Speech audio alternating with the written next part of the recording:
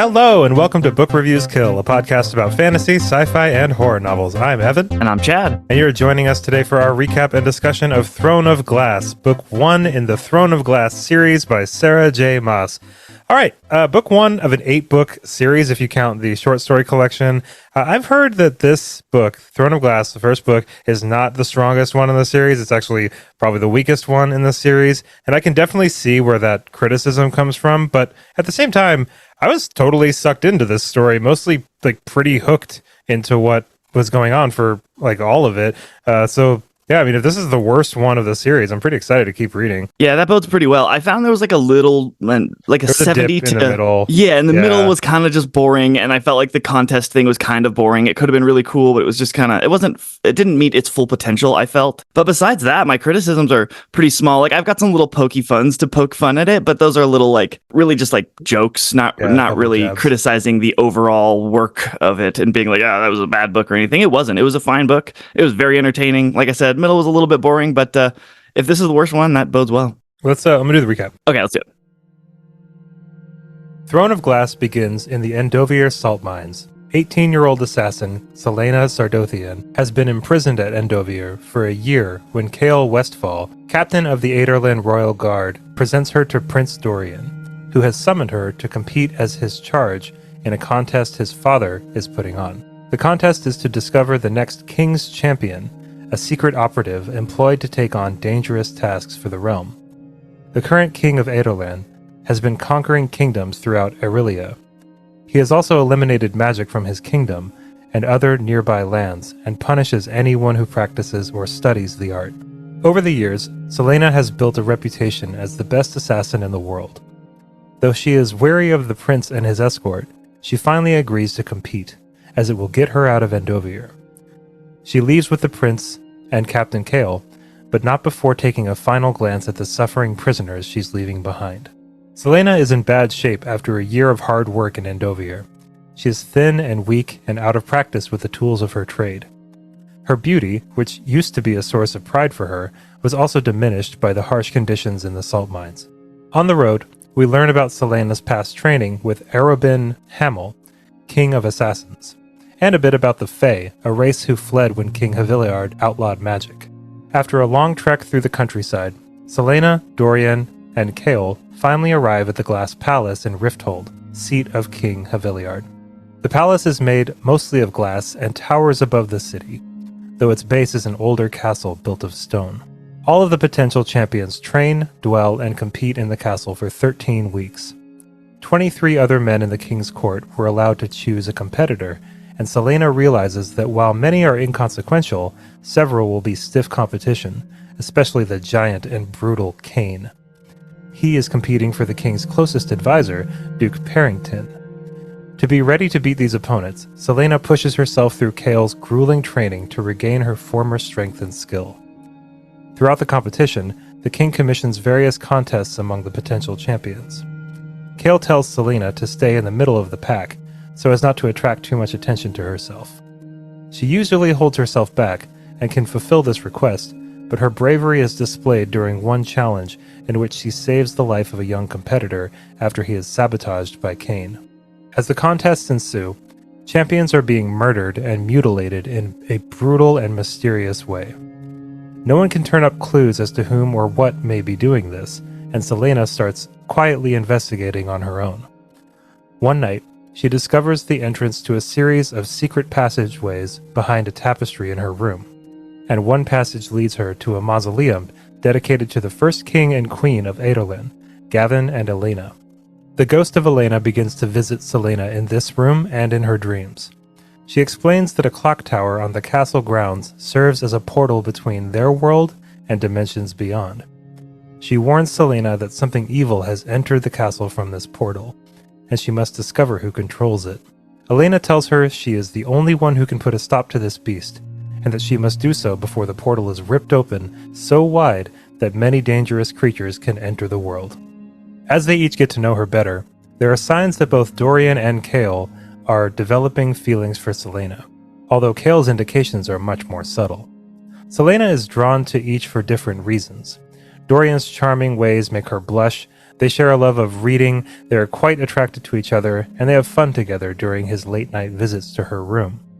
On the other hand, Celaena sees Chaol's strength and honor as they train together, and as he performs his duties as captain of the guard. They are both strong-willed and butt heads often, but there is no doubt that a deep bond is forming between the two. And there are hints that they are attracted to each other as well. A turning point in these relationships is when Celaena shows up uninvited to the royal ball. She asks Chaol to dance, and he refuses, and then she ends up dancing the night away with Dorian. Dorian follows her to her room afterward, and the two kiss several times.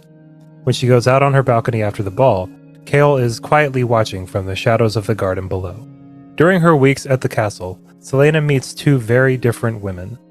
The first is Princess Nehemia, and the two become fast friends because they both feel like outsiders at the castle.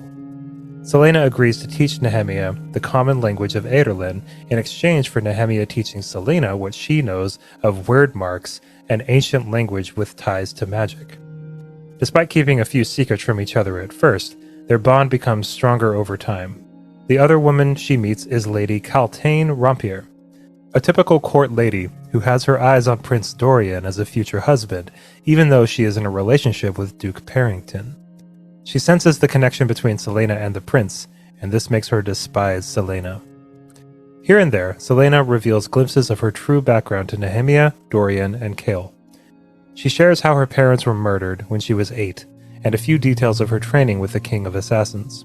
Her training was incredibly hard mentally and physically, but she excelled and became his star pupil and thus a skilled assassin. She tells how the love of her life, a fellow assassin named Sam, was murdered just before she was sent to Endovier. She reveals the horrible scars on her back from being whipped when she stood up to the guards in Endovier at different times. Celaena eventually discovers that Kain is the one who has summoned the murderous creature from the portal. He locks her in the secret passageways with it, and Celaena rushes to the tomb to retrieve King Gavin's famous sword, Damaris, to defeat the monster. The creature bites her before she can finish it off, but Nehemia finds her and heals her using weird magic. Celaena competes very well and ends up in the final contest against Grave and then Kain. At Duke Parrington's and the King's request, Kaltain spikes Celaena's drink before a required toast with the king between the two fights. Celaena unknowingly ingests this poison before the final battle against Kain. This dulls her senses and makes it seem like it will be an easy win for Kain. As she lays injured, Celaena first gets encouragement from Chaol from outside the ring. But it is Nehemia who rescues her by using word magic to summon Queen Elena to take the poison from her system. Even though her body is quite broken, Celaena manages to defeat Kain once the poison is gone from her system and is declared the winner. Kain tries to kill Celaena after his defeat, but Chaol sees it coming and kills him before getting to her. After her victory, Celaena is visited by Chaol, who is haunted by the fact that he killed Kain but is still glad he did it. Dorian comes in as the two of them hug and senses that something more might be going on. Chaol abruptly leaves, and Celaena tells Dorian that she can't be with him while serving as the king's champion. He wants to continue the relationship in secret, but she continues to refuse. She wants to remain good friends instead, and he agrees to this. Chaol comes to her room later, looking for Dorian to apologize about what he witnessed earlier, and Celaena tells him that she ended things with Dorian. The book ends as Celaena signs the contract with the king. He threatens to hurt Chaol, Nehemia, or even Nehemia's family if she does not fulfill the contract. But if she serves him well for 4 years, she will earn her freedom. Okay, I gotta say, the first 100 pages of this book, I was very, very locked in. I really enjoyed it. But kind of like what we were saying in the intro here, there's a little bit of a dip. I was surprised that we pushed the contest so hard away, and kind of just there was just a lot of vibiness, and I like the vibiness. And I can see that we're kind of setting up a certain love triangle situation here, obviously. And it's, we've got the kind of golden retriever boy over here with Dorian, who I really like Dorian a lot. I really hope that he doesn't turn out to be horrible because Me too. I really dig Dorian. I think he's really cool. Actually, I'm kind of team Dorian over team Chaol personally. We got our golden retriever boy over here, and then we got the kind of grumpy guy over here. It's like it's a classic. Right, with some like insecure issues, Maybe, he's like, yeah. I'm not like manly enough. I don't know. He was a little funny. I have some questions towards like his emotional reactions to things. I thought Kale was kind of a wet blanket. I don't know. I didn't really like him very much. I liked him as a character. I would like have a beer with Kale, but like Sure. as like a love interest, it's just like, man, I don't know, man. He's kind of boring. And like, how do you rise so high in the ranks of like a martial thing? Like he's captain of the guard, and yet he's never killed a man before. Because he's all like emotionally bent out of shape at the end when he has to kill whomever, and like he's like, "Oh, I've just never killed somebody," and she's like, "No, it gets easier." And it's like, Gets how easier. are you captain of the king's guard and you've never had to like defend the king? Like what?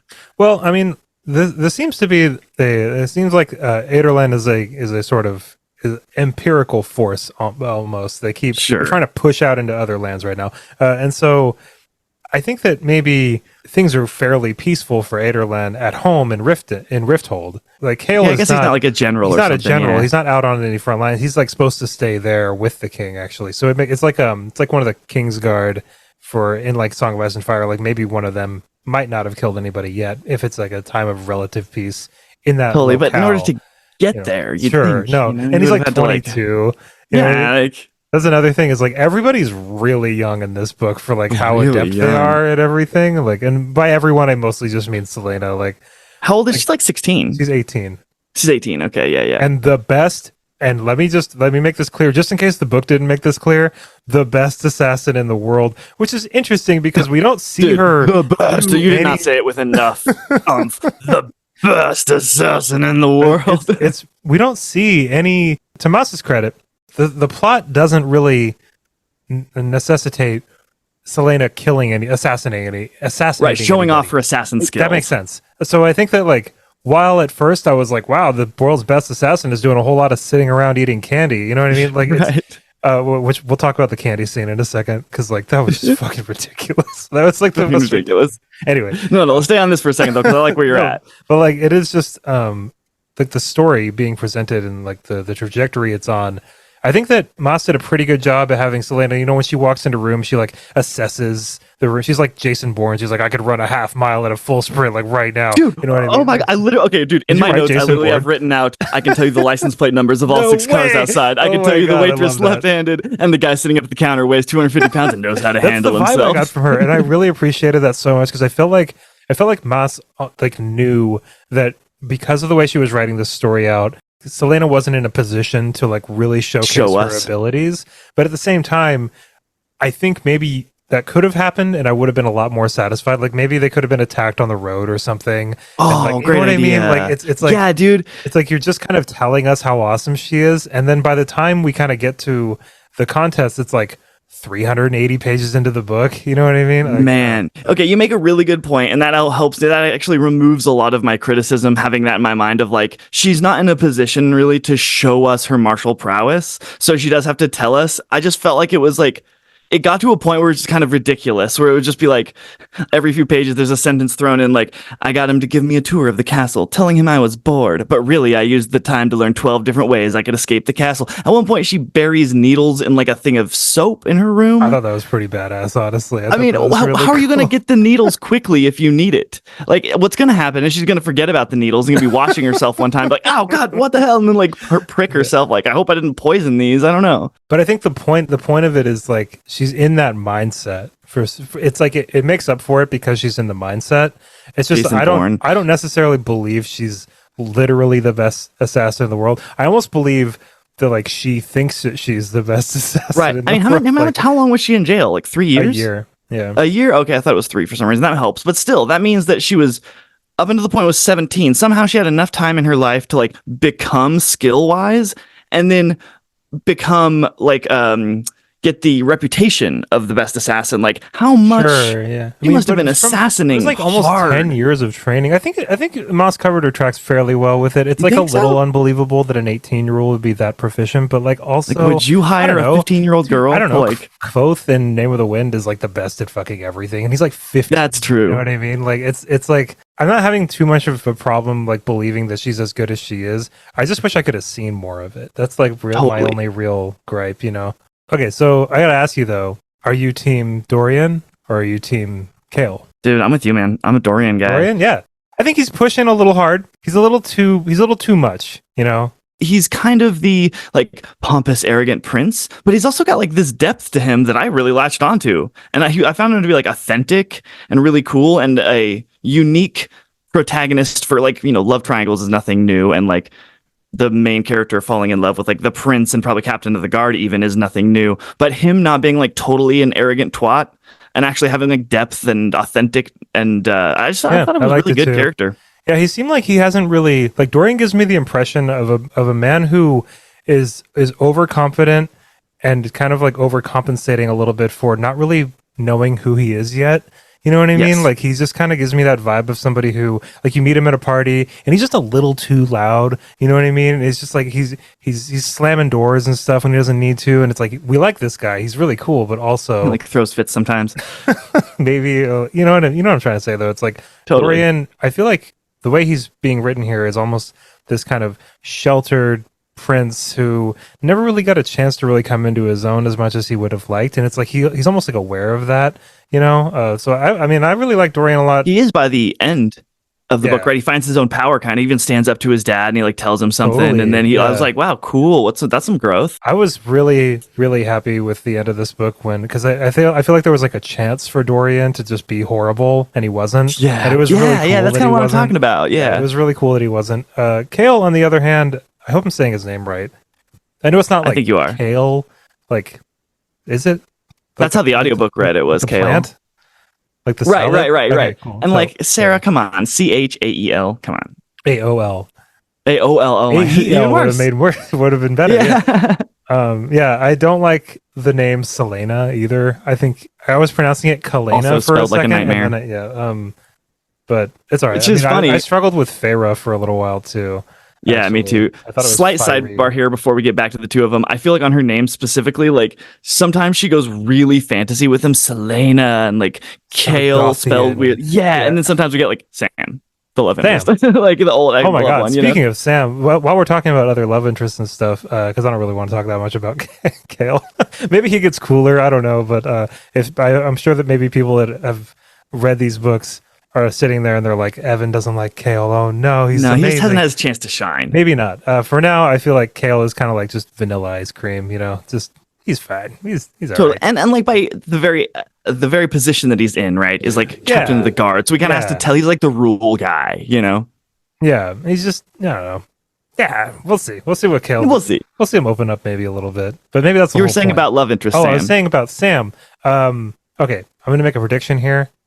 I bet because there's a point in the very beginning of the book when they're kind of like on the road that like Selena was betrayed by somebody, and that's why she went to Endovier. I think it was Sam, but like I could be wrong about that. But like I feel like it was probably Sam. Probably. You know what I mean? So either it was Sam and he betrayed her and he's dead, or Sam and he betrayed her and he's alive, or Sam is alive, or Sam is dead.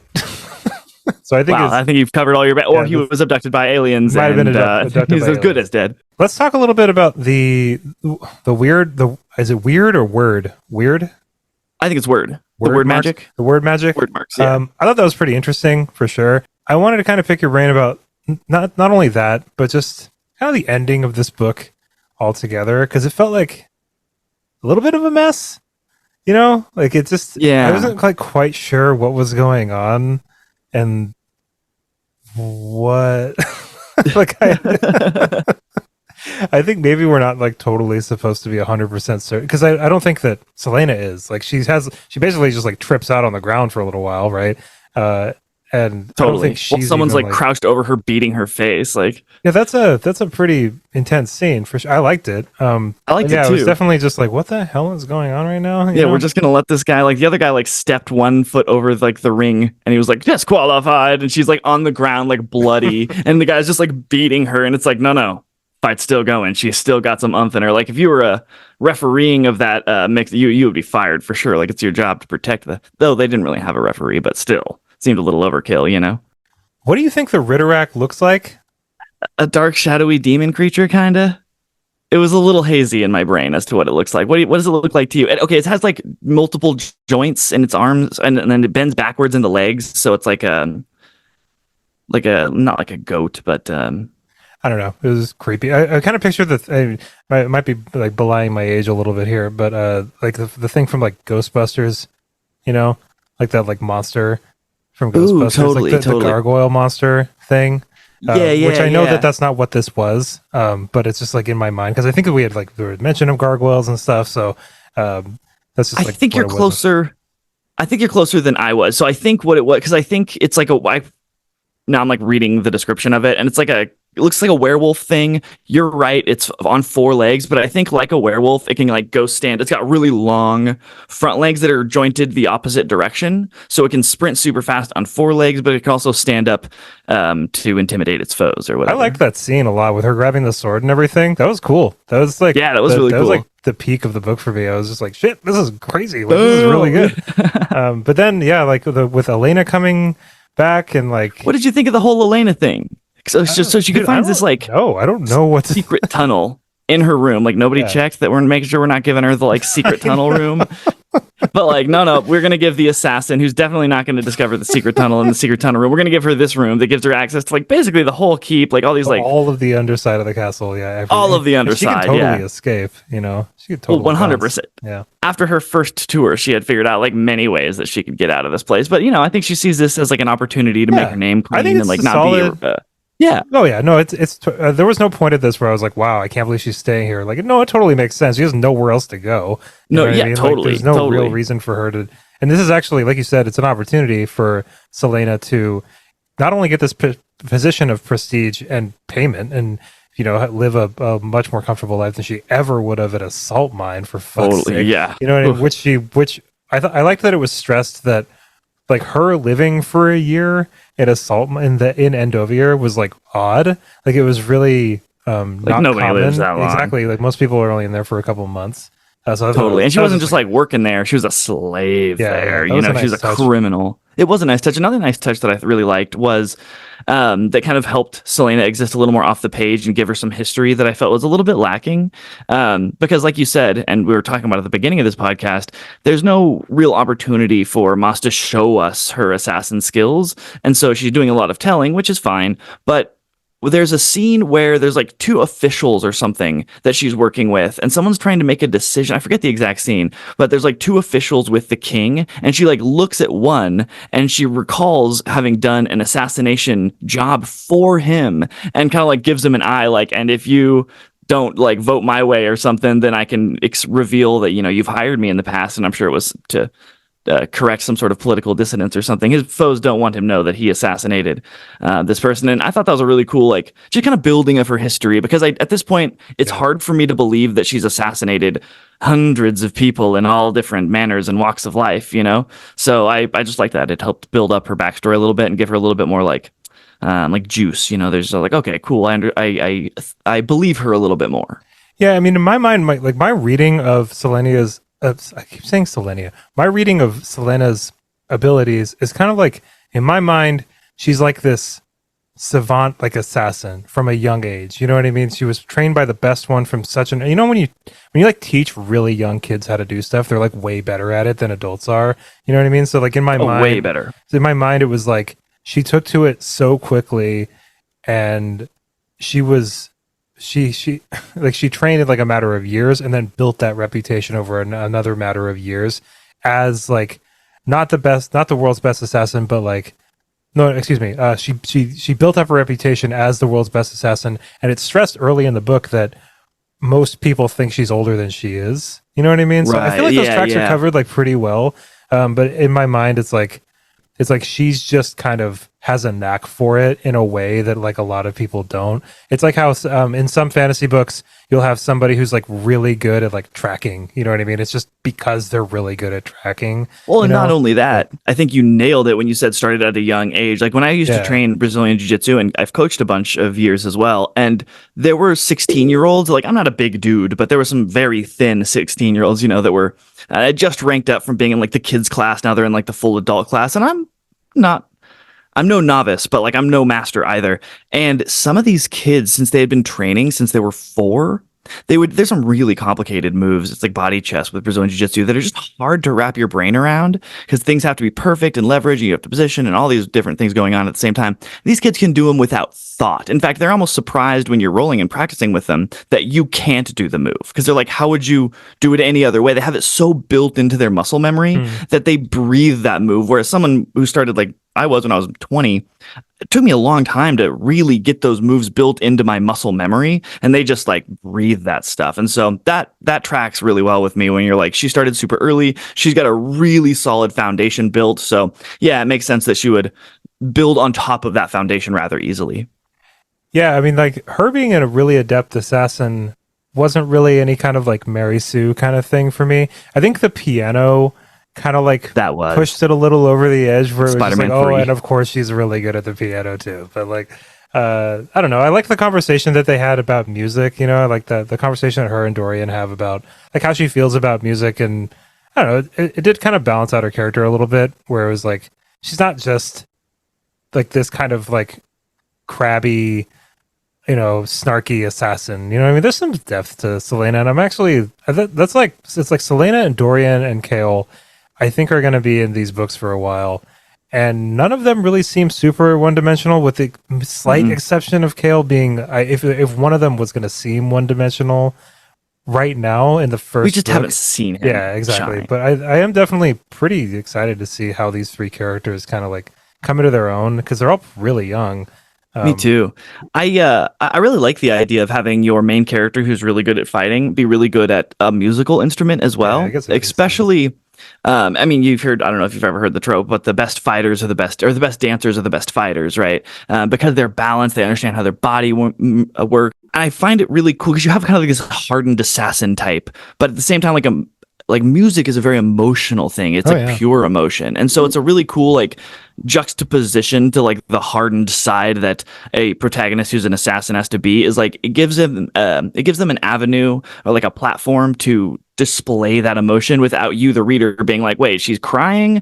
Isn't she a hardened assassin? You know? And so it's like kind of a cool way to show some emotional depth. I kind of want to move back over a little bit more towards the end. We got a little bit off topic, but just a couple of things that happened at the end here. Okay, so Elena, who is the ghost of the first queen of Aderlin, Sure.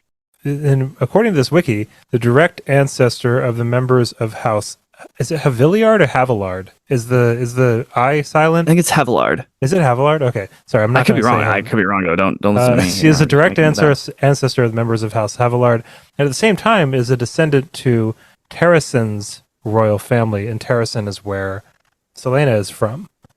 Okay. I'm wondering, like, maybe if Selena and Elena, their names are really similar. Like maybe, maybe they're related or something. And Nehemia was from Elway. Yes. Or Elway, or however you say that. Yeah, Elway. So what did you think about Nehemia being able to see all the things that Selena saw? Like, nobody else was able to see that stuff, but Nehemia was able to. Like, what do you think about Nehemia? Let's just talk about her a little bit more. I really liked her. So I think it kind of goes back to the King Havillard or whatever. He of Adarlan, he bans magic, right? And so Nehemia is from it sounds like a much smaller country, Elway, that's like very close to it's like all the way south. Adarlan. Yeah, but I think they share like a border, and she was forced to kind of like ally, or else it was basically like, come under my rule or I'm going to kill all your people. And so she was like, all right, I'll come under your rule. And I think that I don't know this, but I'm getting the hint that like magic is a pretty common thing in her land, maybe, or at least not so like frowned upon. Sure. And so she's still got like the magic inside of her, you know, or at least this word magic, or weird magic. However, I think it's word magic though, which is interesting because you like write. It's not. I know it's not spelled WORD, but it's like you write out little symbols like words, kind of, and that's how the magic shows itself. Right? Oh, word. Yeah, that's what it kind of helped me remember it. But which I thought was a little weird. Like, okay, so like it mentions that the word marks aren't magic; they exist outside of magic. I don't really understand what the word magic is, because it is magic and it also isn't magic. I thought they were like glyphs that can like direct magic. You know what I mean? Okay, like, okay. You know what I mean? Like, there's some magic systems where it relies on you kind of like making certain markings, in Sure, order yeah, for it yeah, to like work. symbol That's yeah, That's totally. like what I thought it was. But Okay. It's like so runes. yeah, like runes. But I mean, we could be totally wrong about that. Because it mentions at one time that it exists outside of magic. And I was like, what does that even mean? But that's whatever that actually means. I think that's how Nehemia was able to see what Selena was able to see because she has such this close relationship with this word type of not magic. What's up with Cain? Was he just like under? Is it some kind of influence or like? That was a big point of contention for me was like, I don't really know who this guy is. I don't really know what his motivations are. And I don't know. I was going to ask you. I have in my notes here, like, who is Cain? Why is he trying to do what he's trying to do? At the end of the book, the Duke says something about using the power. So that, I mean, I don't know exactly how to answer the Cain question, but that kind of leads me to the king, who I thought was a very enigmatic and kind of confusing character. I agree. How much Yeah. of this storyline, how much does the king know is happening in his own castle? Because he seems very ignorant. The fact that he even allows Selena after kind of defeating. I thought the king was going to be in league with Cain and Duke Parrington. I think the king knows what Cain is doing. Like, Okay. yeah. Yeah, I thought so too. And the Duke is using like the power on Lady Caltaine is what the Duke calls it in like one of the last chapters when the king and the Duke are talking. Also, like, since when are assassins and king's champions like one in the same position? Like, you'd think that like the main assassin would not want to be known, right? Like, he needs his whole thing as an assassin being like operating in the shadows, but like I guess he's also the king's champion. I see. That was like the thing that I thought was kind of one of the weirdest. It's kind of like thinnest parts of this whole plot for me. It was just like, we need a king's champion. Like, what is that? Right, that's also an Is assassin. really what this entire plot is hanging on is the king decided he wanted a new like court assassin. Yeah, And and not so- only that, he makes this contest up, which does a frankly terrible job. If you're actually trying to figure out like who the most qualified person is for this, you wouldn't make a contest like that where, because like the contest is not divided up where it's like you get points on each one, the person who had the most points at the end wins. No, it's like per event. So if you're the worst at this one event, then you could be totally eliminated from the entire thing. Where it's like some of the events were like memory based or something, and it's like you could fail at like one of the lesser contests and not be chosen as champion, even though you did the best at everything else. Like you wouldn't set it up where it's like this win or lose binary every time, right? You would accumulate points and the person who's like best overall at the end would win. It wouldn't be this pass fail sort of thing, you know? It just seemed like a weird thing. Yeah, because you could be the second worst at everything. You know what I mean? And Right. The just second worst at except for like the everything, very yeah. last one, and then be the best in that Exactly. one. You know, Exactly my point. Yep. So that does seem a little strange. And then also, I mean, like there was I felt like there was like a kind of inconsistency on like how dangerous this contest was, and like or like how adept you did need to be versus how adept you didn't need to be. Like there's even a moment where Selena's like, "What? It's archery," and I was still like, I was even like with Selena. I was like, "Yeah, seriously? Like that's the first one is like shooting Right. stuff with a bow and arrow." Like, but Okay. but also it seemed weird because like it seemed like these people were like it kind of alternated between this is a Squid Game kind of thing where Right. anybody could die at any moment, and then Right. also it's like, okay, well if you lose, it's cool, you can just go back home, you know? Right, like, And no it's big deal. Well, that's kind of lame, you know. And Yeah, then like she warns somebody off, like you got to get out of here, and he's like, "Peace," and just like not yeah, part he of just it. leaves, which Yeah. I thought was really cool of Selena actually, because she kind of figured It was. everything out, and she's like, "Oh, this guy's totally next," and I was like, "Yeah, get him the hell out of there." 'Cause Yeah, I really yeah. liked Knox. I think that was what his name was. I think so Knox. too. But anyway, I also thought Cool it was just name. kind of weird though that they got to the duel, and it was like the four of them, and the king is just like, "Okay, so you have to fight each other, but don't kill each other," and I was like, "What? Like why?" Okay, that was really weird too because he's like the only way that victory happens is one person puts the other person in a unquestionably death position. Like he like invented this thing, but like you could definitely kill them, but you can't. And then like the next paragraph, during the fight, one person's backed up to the like goal line, and she's like, "Oh no, all he has to do is step over the line, and he loses." And it's like, wait, I thought he had to be in an unquestionably death position, but now he like takes one step over the goal line and he loses. Like that seemed weird, you know. I found the whole thing just to be kind of confusing, a bad way to accomplish what you're trying to accomplish, and very like underwhelming as far as the story was concerned. Like it could have been really cool. and like Yeah. something she was really nervous about and stuff. But like literally her challenge isn't in beating the other competitors. It's a challenge for her to not win. Like her challenge is to be middle of the road, you know, be the not best. So she flies under the radar. It's like that was her challenge for the challenges, which I thought would just be kind of weak. Like it's not Yeah, even she hard was for like her. jealous It's of so the easy. attention that Kane was getting. Right. You know? It's like, oh, she fails so hard at being the middle of the road. I Like think she did a pretty everything she decent job at masked. it. Yeah, I mean, she Yeah, definitely. the first one, she bullseyes I the know. farthest one away. Yeah, right in there. But really, you know, I guess it was a literal challenge for her to not be the best. So Yeah, I mean, when I started reading this book, I was really compelled by the idea of this contest, and then as the book kind of went on, I was like much less compelled about it.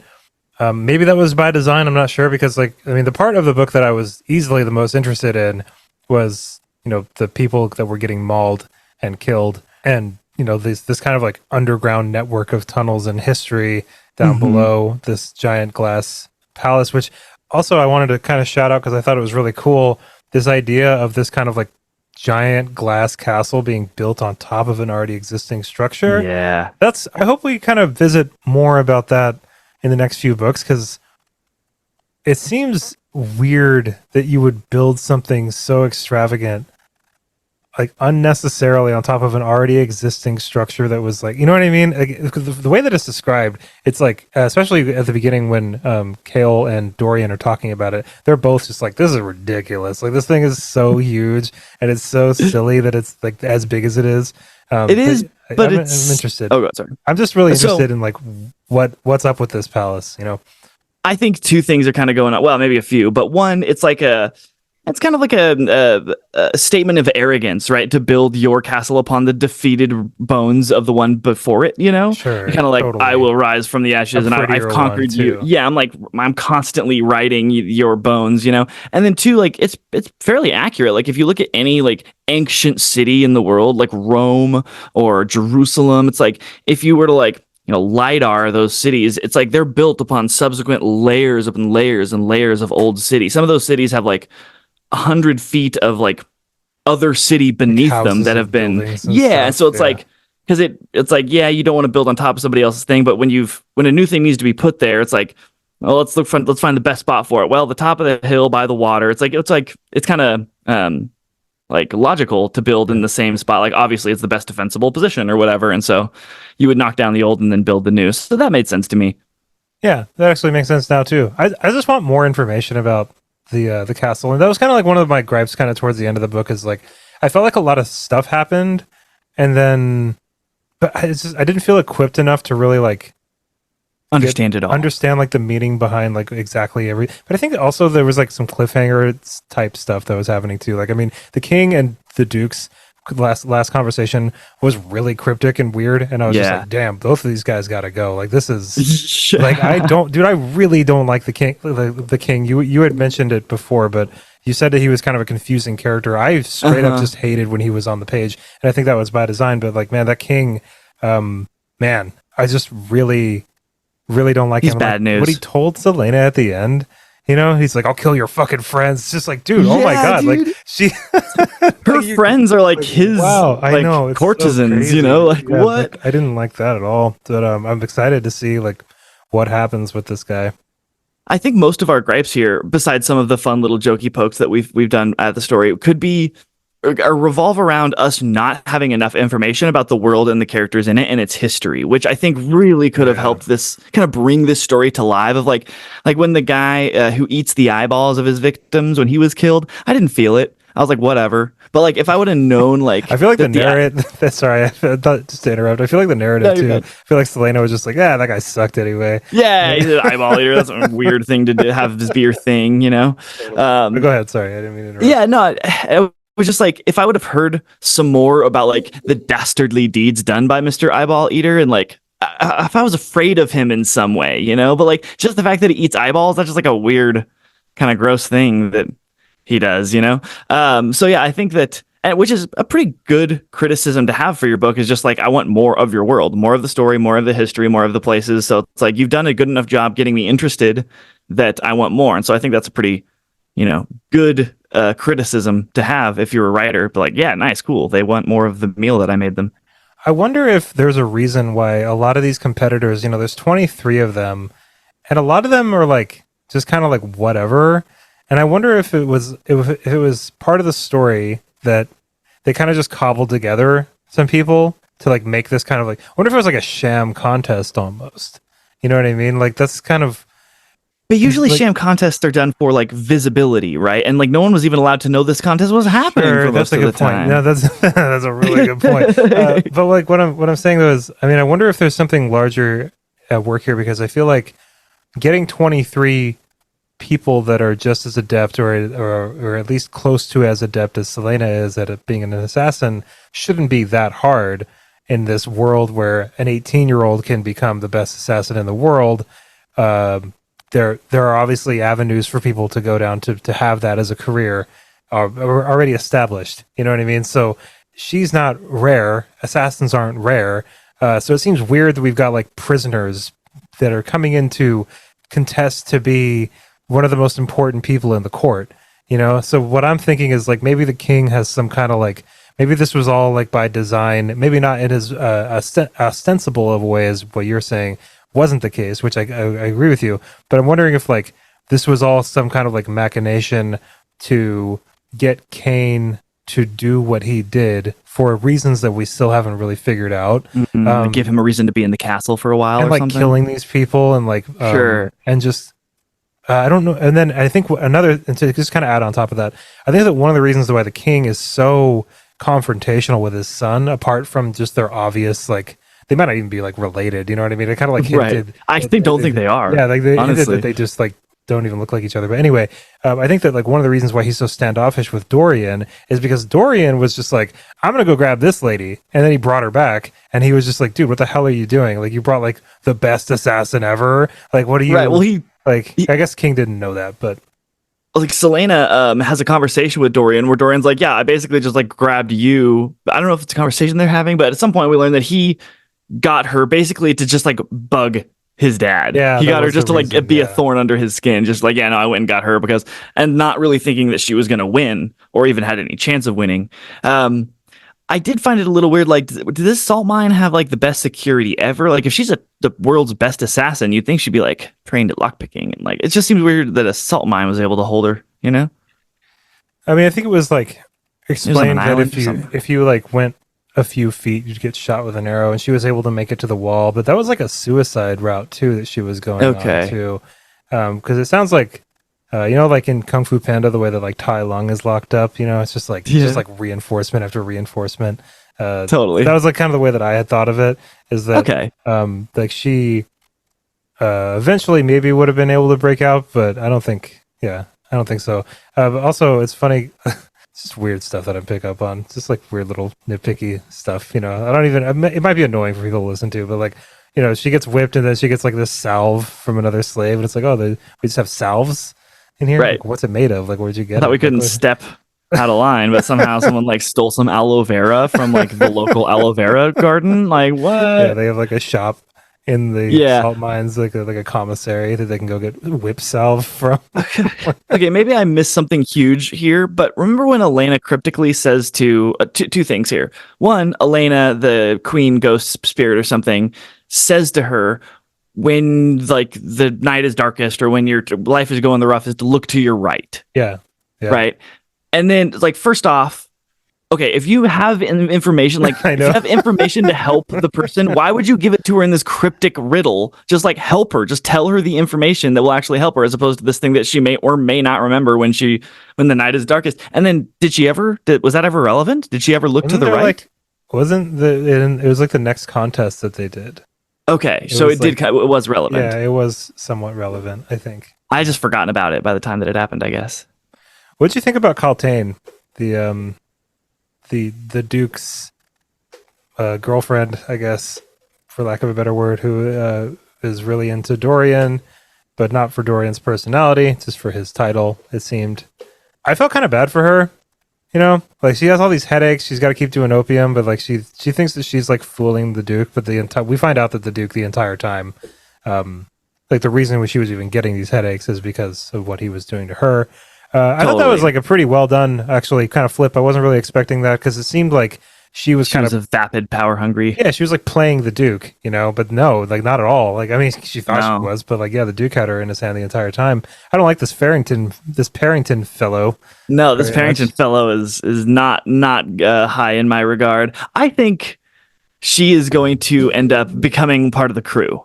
Oh, that'd be cool. Yeah, I think she'll probably have some like cool skill or something, and then like I don't know, help out the crew, even though she's been kind of like mean and like you're a perfect example of like what's wrong with like courtly influence and like people trying to manipulate other people to rise in power and stuff. But I don't think she's not doing it on her own will. We learn, and then so yeah, I think she's gonna have a redemption arc where everyone's like, oh, you're actually like really cool, and we're just being forced to do those bad things, playing the game. I want to start kind of wrapping up here and just talk about like what we think is going to happen later in the series and stuff. As I got to the end of the book, I was kind of just I didn't really see like the larger picture here. You know what I mean? I don't see how this is going to develop into like a bigger story.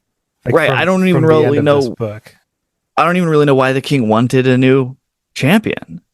Yeah. Or what the champion's job is. Like, obviously, we're going to have, which I'm really looking forward to, actually. It's kind of I think it'll be the instigator of some cool storylines. Well, she'll be given jobs to assassinate people, like, clearly. And I'd like to and she's going to have be like, sure, yeah. I'm sure at some point during this series, she's going to be told to assassinate, like, one of her best friends.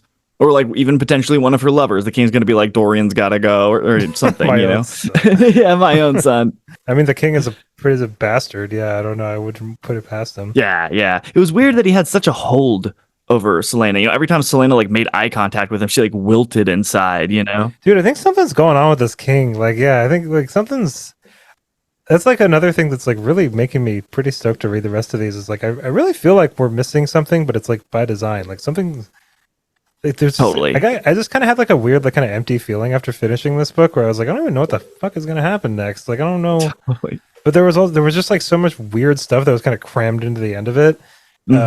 That it's like, okay, well now I gotta find out, and like I gotta find out like what this weird magic is. I gotta find out what's up with Nehemia, because like obviously like there's like way more to her than totally. And is like magic actually gone, or is it just like I don't outlawed? think it is. No, I mean I don't think it is either. Yeah. It seems like I think the Fae are definitely gonna make an appearance at some point for sure. Absolutely. But like to kind of like push more into like prediction territory here. Like I mean, I think that at least from the small amount that I was able to gather from finishing this book, it seems like one of the chief concerns of, especially Nehemia, obviously being a princess of a kind of like currently colonized like land that she's in, and like the brutal attack on like the people from her homeland and stuff. But like it's like Nehemia's concern, Celaena's concern, even like Dorian like feels really horrible about a lot of the stuff that the king is doing. I think that like the larger kind of plot line of this series is probably going to be like a kind of a mixture of Celaena learning a lot more about the world and herself, and like her place and everything, and then also some kind of this like Aderlan seems to be like this kind of like occupying force that that is kind of like bigger than any of these smaller players right now. And then also, I think the king will be brought down from within, and the story will kind of revolve around that. But then also, I think there's also like another element at play here, which is the kind of like it was hinted at in this book, and Celaena kind of saw a little glimpse of it, and I think so did Nehemia. But there seems to be other dimensions and other worlds. There are other worlds than these. Like there seems to be something going on that the king knows about, that Parrington knows about, that we're going to find out more about in the next couple of books, hopefully. Totally. I think the king's probably like a demon lord in disguise, or at least maybe working for a demon lord. Can we just say, actually, I thought this was pretty cool how like the limiting factor preventing bigger and more dangerous foes from coming through the like portal in the clock tower or whatever was like the literal size of the portal. Can you imagine like how frustrating it would be to be a demon lord who's just like too big to fit through the portal? Like, the only thing preventing you from dominating the mortal realm is just like your own physical size. Like, big enough. Yeah. Yeah, I thought that was pretty cool. So at one point she is like in her memory and she remembers like crawling through a window or maybe waking up with her parents dead on both sides of her, like covered in their own blood and stuff. Yeah, that was intense. Yeah, I kept thinking like, oh, she killed her parents. That's why she's so bent out of shape. And then I was like, no, maybe the king did. Did we ever learn, or did we still kind of set a mystery still? I think that's a read and find out kind of thing. Okay, cool. Or at least read and find out to get specifics. Do you think that Selena is going to end up with Kale or Dorian or neither? I mean, we got 8 books, so I Yeah. think we're gonna Technically she's gonna 7 hook with up the with short both. story collection. That's a prequel short story. Oh yeah, that's right. I think she's gonna get with both at different times of the story. I think they're gonna be I can see the that. same. Yeah. Did you think at the very end, like it seemed a little weird? Like after she gets the contract, she kind of turns on the prince and ends their relationship, which would be really like hurtful if I was the prince to be like whatever type of ship they were shipping. I would feel kind of used. Like, okay, so like you needed an inside man and had no hope of a good future, so you took the solace in my kisses and any sort of love that you could get from me. But then, like, as soon as you're locked into the position, you're just like, oh, I have to be professional. How inappropriate it would be to be She's like, not wrong though. like, I mean, oh, she does. now Like, impropriety has no, you tossing I and hear turning what at you're saying, night. Yeah. You know, like, man, 1 minute ago you were like jewel thief, assassin, criminal trash, with like no hope of the attention of 2 of the most powerful people in the realm, and now that you're like locked in, contract given, you're just like toss them by the wayside. Like I was like, oh come on, don't do them like that. And then she's like has breakfast with Kale right afterwards, and is like, oh man, I'm kind of like available on the market again. And they're like flirting, and it was just kind of like, well, come on, man. Like, Okay, so I'm going to defend Selena here. okay, yeah, please do. I'm going to. I mean, first of all, I thought it was pretty cool that Dorian was just like, okay, we can be friends. Like he wasn't like, come on, like. Man, like you know. I mean, he was definitely sad. Yeah, but he respected what she said, so I thought that was cool. Oh, totally. Yeah, he handled it So professionally. just like shout out to Dorian for being cool. Dorian? But also, I mean, Selena's position would not be strengthened by her sleeping with the prince. Like that's only gonna a future weakness. You know what I mean? Like that's. But Evan, love doesn't take considerations into account like propriety and what her position will be strengthened by. But she needs to. Her freedom and her life is on the line. Like she doesn't fucking know this guy. You know what I mean? Like she's known him for like a few months. You know what I mean? Like that's exactly why I felt like she used him. So like when it did help her position, she was all about it, flashing him smiles and melting at his But why like wouldn't compliments. She be? Why wouldn't she be? She's alone in this big giant castle, and like the prince is being nice to her. You know what I mean? She didn't know she was gonna like survive through this. But I just feel used as Dorian. Be like, cool. Like I guess as soon as you got what you want, then like I'm not even important anymore. Now impropriety is all you're thinking she wants to about. be friends. You know? Yeah, it's true. But like that's, I mean, She didn't how many like- men she wasn't have like, had, "Don't had ever their talk heart to me." crushed by the like, let's just be friends, you know? Yeah, it's a rough feeling, but you know, also Dorian's got some growing up to do. You know, Yeah, that's everybody true. goes through that situation a couple times, and also Selena doesn't have to justify ever why she would not want to be with somebody. She can just say she doesn't want to. You know what I mean? Like, but you're not wrong. Totally. But like, it does seem like the timing of it. If I It was was not Dorian, good luck. yeah, I see. But also like she can just be like, no, I'm not into it anymore, and it'd be like perfectly valid.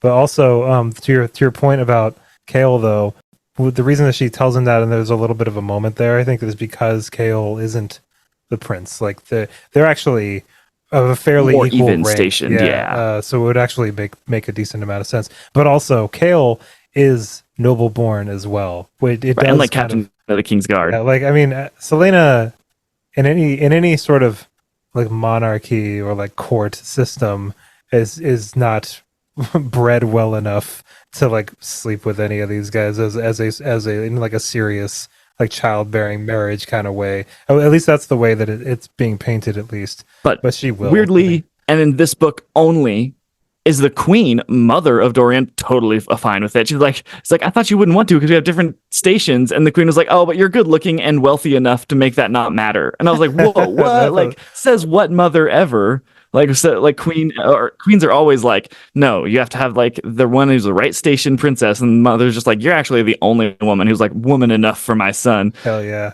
And I was like, okay, I guess that objection is conquered before it ever is a thing, which is kind of nice, I guess, fresh. Yeah, I mean, like one little complaint I had about Dorian, where I was just like, "Come on, man! Like, geez, like this is just from my perspective." But it was just like he's just like, man, like all these beautiful women is throwing themselves at me, like, damn it, and like don't like any of them. And his mom is just like, "Well, here's a giant list of a bunch of Yeah, them." here's that a are, like, literal totally- list. and he's just like, God, mom, like stop, like, jeez. And it's So just she didn't like, ask you to sweep the floor, I don't dude. know. Wow. I just thought it was like kind of, it's like, oh man, it must be so hard, Dorian, to like Yeah. be a prince and I'm sorry, have your all these life is so hard. it's so rough. Like, oh, I gotta go to these balls and just like, I just felt like that was like a little heavy handed for the plot. You know what I mean? It's just like, Yeah. okay, yeah, this prince, and then finally like this brutalized woman comes in from the salt mines, and he's just like that one. Oof. Absolutely, Yeah. I don't know what it is, but she's so amazing. Like the second I look, it's just like, okay, man, okay. Maybe, sure, I guess, but like, Yeah, she's also got a pretty dark history though. Like she's an assassin. Like it is arguably more interesting, though. You know what I mean? Like, oh, for sure. Yeah. to be totally fair, I mean, like if you were only surrounded by like these kind of like these women that were only interested in your station, you know what I mean? Which he's very much aware of. I feel like even after like a year of that, it would probably get pretty annoying after a while. And then when he knows who Selena is, so I think Totally. that actually, you know what? Never mind. I'm gonna kind of backtrack on that a little bit. That makes a decent amount of sense, actually, that he'd be that interested in her. Half of what you're saying is just like, yo, it's your life is so hard, Dorian, which I still stand by. But the stand by other that. side of it, where it's like him being interested in her, I'm with you. That makes sense it to me because, like, for sure. She is pretty uh, interesting. Yeah, yeah, and like, I don't know, we kind of like to, like, the hunt is kind of fun, you know? It's like if something's just given to us, it's like, no, we want to have to go get it, and there's value in things being hard to get, and so it's like he's in Right. it for the chase. I think he kind of likes it, you know? Okay, so while we're talking about things that we just really didn't like, and this is so small, so I think it's fine for me to have this very strong opinion on. This was just not a cool part of the book. Fleetfoot for the name of your dog. Like that is the that's dumbest. a crappy name for a dog. Yeah, like that sounds like a computer generated steed name that you Yeah, had I to didn't use like during your that at all. campaign because it was like 2 a.m. and no amount of Mountain Dew can make your imagination like keep going forever, you know? So you're like computer generated name Fleetfoot. There we go. Like is he fast?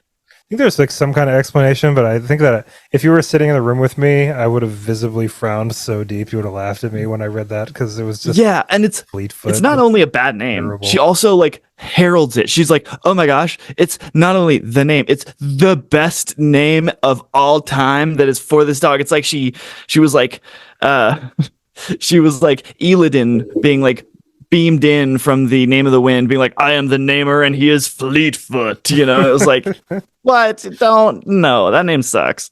I don't know. He wasn't even fast. Like I can do it too. Like Sniff Snout. There we go. Boom, perfect name. Why do you think Kale was so like he discovers her, like watching him, and then does nothing about it? Do you think he was just so confident in his own ability to kill her and eliminate her at the end or something? Why was he so passive about that? You mean Kane? Oh, excuse me, Kane. Yeah, Yeah. my bad. Yeah. I was like, when did that happen? Yeah, like Kane. I think he's under a sort of influence. I don't think he's like all there. Magically? Yeah, because Okay. Kaltain is too, and the Duke and King talk about it toward the end. It's like the power. Totally. Okay. So, yeah, I think Kane is just more of like an instrument than anything towards the end of this book. Okay. I wonder if Kale will have any sort of like emotional conflict with that later books when he learns that he killed the guy who was just being controlled. Like maybe that guy was actually really good, yeah, I you didn't know? think Like about that. Yeah, totally. like, dang, I mean, just he was killed kind the of an puppet. ass. Like, but it doesn't mean he Yeah. deserved to die or anything. I yeah. wonder at what point. Like, I wonder exactly how much influence he was under at what parts. You know, Right, because he It was didn't sell pretty her out. awful. I think that's it for this book. I think we kind of like talked about decent amount. I feel like Totally. yeah. And if there's anything I have to say is it's left me wanting more. So that which is that bodes very well for a 8-book series, you know? So I'm stoked to read more of it. I think that this book will probably end up. I mean, from what everybody has DM'd me, you know, like almost everybody that's hit me up about this book since I posted that I was reading it said that it was the worst one in the series and that I need to keep going. And apparently, even the second one is like not awesome, which is I don't know. I mean, I didn't find this book bad though. I didn't at all. Yeah, no. I mean, I was just kind of bored in the middle. That's Yeah. all it was. I was like a little bored in the middle, and then towards the end, I was kind of like, "What's going on?" But that we have 7 more books, so it's like I'm not really that upset about not really knowing where we're at right now. So it's just Me neither. it was really entertaining. I mean, if Sarah J. Maas really did write. I mean, I know that she had the idea for this when she was 16. I don't know what the exact timeline was of over those Maybe she 10 just years. outlined. I don't know. when she was 16 or I something. think I don't she know. was posting chapters of it online really? for a Okay. little while, and then she took them down, and they got an agent. There's like I don't know exactly what the timeline was, but like it's still like as soon Solid. as I started reading it, I was just like, oh yeah, I forgot how fucking good of a writer she is. Dude, like, she's a your really good advice- writer.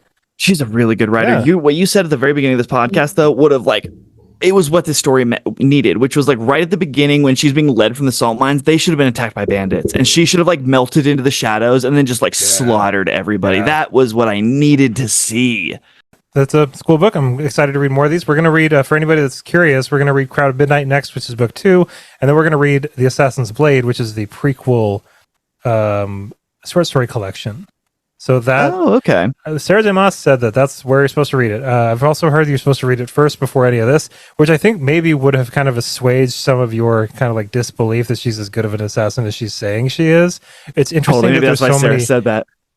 Well, no, because I think that a lot of people say that you're supposed to read Assassin's Blade first, which is the prequel stories of her just being an assassin. They, like, take place. Totally. So, but Sarah J. Maas said we're supposed to read this after the second book, Oh, really? which is interesting. So I'm not really sure why, but so we're going to read the Assassin's Blade, and then we'll move on to, I think, Heir of Fire is the third book. I don't remember the names. Maybe there's something that happens in Heir of Fire that like I don't know. we get a lot of like prequel knowledge that helps us digest that story or something in the short story. Man, I'm excited for this. This is Me cool. too. Like I read this Me too. so I like- fast. Like I too. burned through it, and Earned it. I mean, I like the romance element too. Like I'm not usually into the love triangle, but I think that because all the three of the characters are pretty cool, I'm kind of Yeah. I want to see what happens It's- with this. It's unfortunate that we only follow Selena, right? Because I would have loved to see more. Because I think that, Not true. We follow Dorian and Kale sometimes. yeah, but like barely, Yeah, like barely. I didn't get any like. I don't like. I know that you they're want like a best Dorian friends. book or something. No, but I want to see some like really cool like interactions between Dorian and Kale, so I can be like, oh, like at this point, I don't really feel their best friendship. I just know that it exists because I've been told it. You know, Yeah, I can see what you mean. I kind of felt it, but I feel like over the next. like I need like few an books- emotional conversation between I'll them. say this: I hope we don't lose Kale and Dorian's friendship over the next few No. books because of Selena. If it happens way later, that's cool. But if it happens too soon, I'm going to be kind of annoyed about it because it's like I think this next book we're definitely going to experience a little bit of rocky road in their friendship because Yeah. I don't think that we can get through Yeah. 2 books without her like officially getting with one of them. She's gonna in the next book, Yeah, and it's going probably. to cause a little bit of turmoil in their relationship. But I think that their friendship will be strong enough in the end to get through it. So hopefully it's a small speed bump. You I know, hope the king dies.